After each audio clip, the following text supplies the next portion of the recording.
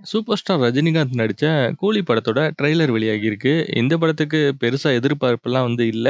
ஏன்னா இதுக்கு முன்னாடி லோகேஷ் கனகராஜ் எடுத்த லியோ படம் கொஞ்சம் சுமாரா தான் இருந்துச்சு. அதனால இந்த படத்துக்கு எதிர்பார்ப்பு கொஞ்சம் கம்மியா தான் இருந்துச்சு. அதுக்கு முன்னாடி விக்ரம்னு ஒரு செம சூப்பரான படம் எடுத்திருந்தாரு. அதனால அதோட அடுத்த பார்ட்டா இருக்குமோ அப்படின்னு சொல்லிட்டு லியோ படத்துக்கு ஒரு மிகப்பெரிய எதிர்பார்ப்பு இருந்துச்சு. பட் இந்த படம் லியோ கொஞ்சம் சுமாரா ஓடுனதுனால இந்த படத்துக்கான எதிர்பார்ப்பு கொஞ்சமே குறைஞ்சு தான் போயிடுச்சு.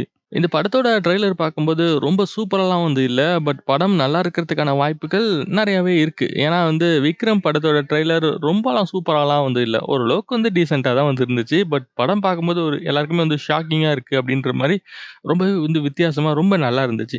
பட் லியோ படத்தோட ட்ரெய்லர் ரொம்ப ரொம்ப சூப்பரா இருந்துச்சு. அதே அளவுக்கு எதிர்பார்ப்போட நம்ம படத்துக்கு போய் பார்த்தோம் அப்படின்னா அந்த லெவலுக்கு நமக்கு ஃபுல்லா சாட்டிஸ்ஃபை பண்ணல. ஸோ அதனால கூலி படத்தோட ட்ரெய்லர் கொஞ்சம் ரொம்ப எதிர்பார்ப்புலாம் கூட்டாம, கொஞ்சம் கம்மியா எதிர்பார்ப்போட மக்கள் போய் படம் பார்க்கணும் அப்படின்றதுனால ட்ரெய்லர ரொம்ப சூப்பரா கொண்டு போல. பட் படத்துல இன்னும் நெறைய விஷயங்கள் இருக்கும் அப்படின்னு சொல்லி நம்ம எதிர்பார்க்கலாம். பட் இந்த படத்துல இருக்கிற ஒரு மிகப்பெரிய மைனஸ் பாயிண்ட் அப்படின்னா ஸ்ருதி ஹாசன சொல்லலாம். ஏன்னா தமிழ்ல அவங்க நடிச்ச எந்த படமுமே இதுவரைக்கும் ஓடுனது கிடையாது. ஸோ அவங்க நடிக்க தெரியல அப்படிலாம் சொல்ல வரல. அவங்க நல்லா தான் நடிக்கிறாங்க.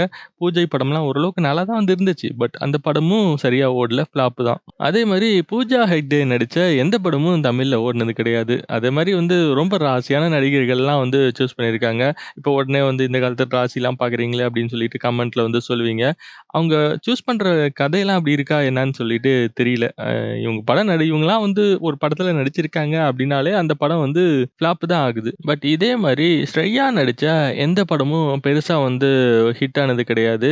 மலை மட்டும் கொஞ்சம் ஓடுச்சு. அதுக்கப்புறம் அவங்க நடிச்ச நெறைய படங்கள் ஃப்ளாப் தான் சொல்லணும். அதுக்கப்புறம் ஒரு பெரிய லெவல் ஹிட் சொல்ல முடியாது. பட் நம்ம சூப்பர் ஸ்டார் கூட நடிச்ச சிவாஜி படம் ரொம்ப பெரிய ஹிட் ஆனுச்சு. ஸோ அதனால நம்ம ரஜினிகாந்த் நடிச்சாரு அப்டின்னா அவ்வளோதான். வேற யாருமே தேவ கிடையாது. அவங்க நடிச்சாலே போதும். அவங்களுக்காக மட்டும் தான் எல்லாருமே படம் பார்ப்பாங்க. அதனால இந்த படத்துல இந்த மாரி ஸ்ருதி ஹாசன் நடிச்சிருந்தாலும், ஒரு பாட்டுக்கு பூஜா ஹெக்டே வந்திருந்தாலும், இந்த படம் ஹிட் ஆகறதுக்கான வாய்ப்புகள் இருக்கு.